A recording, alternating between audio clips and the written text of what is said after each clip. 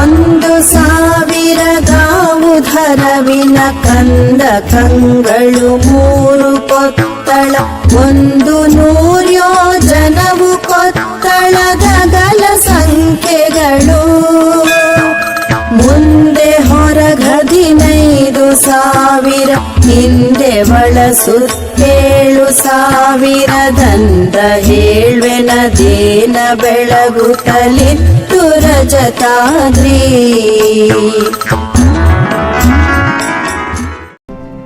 ಯಥಾ ಬ್ರಹ್ಮಾಂಡ ತಥಾ ಪಿಂಡಾಂಡ ಎನ್ನುವುದು ಭಾರತೀಯ ದರ್ಶನಶಾಸ್ತ್ರದ ಅತ್ಯಂತ ಆಳವಾದ ಮತ್ತು ಅರ್ಥಗರ್ಭಿತವಾದ ಸೂತ್ರ. ಇದರ ಸರಳ ಅರ್ಥ, ಬ್ರಹ್ಮಾಂಡದಲ್ಲಿ ಅಥವಾ ವಿಶ್ವದಲ್ಲಿ ಏನಿದೆಯೋ ಅದು ಪಿಂಡಾಂಡದಲ್ಲಿಯೂ ಇದೆ. ರಜತಾದ್ರಿ ಪರ್ವತದ ವರ್ಣನೆಯನ್ನು ಮಾನವ ದೇಹಕ್ಕೆ ಉಪಮೆ ಮಾಡಿ ಹೀಗೆ ಹೇಳಬಹುದು. ರಜತಾದ್ರಿ ಪರ್ವತವೆಂದರೆ ನಮ್ಮ ಮಾನವ ದೇಹದಂತೆಯೇ ಒಂದು ಕೋಟೆ. ಸುತ್ತಲಿನ 3 ಕಂದಕಗಳೆಂದರೆ ದೇಹವನ್ನು ರಕ್ಷಿಸುವ 3 ಗುಣಗಳು, ಸತ್ವ ರಜ ತಮ, ಅಥವಾ 3 ದೋಷಗಳು, ವಾತ ಪಿತ್ತ ಕಫ. 100 ಯೋಜನ ಎತ್ತರದ ಕೋಟೆ ದೇಹದ ಅಸ್ಥಿಪಂಜರ, ಎಲುಬುಗಳು, ನಮ್ಮ ದೇಹದ ಬಲವಾದ ಕಟ್ಟಡ. ಹೊರಗಿನ 15,000 ಕೊತ್ತಲಗಳು ಅಂದರೆ ದೇಹದ ರೋಮಕೂಪಗಳು, ನಾಡಿಗಳು, ಸ್ನಾಯುಗಳು, ಹೊರಗಿನ ರಕ್ಷಣಾ ವ್ಯವಸ್ಥೆ.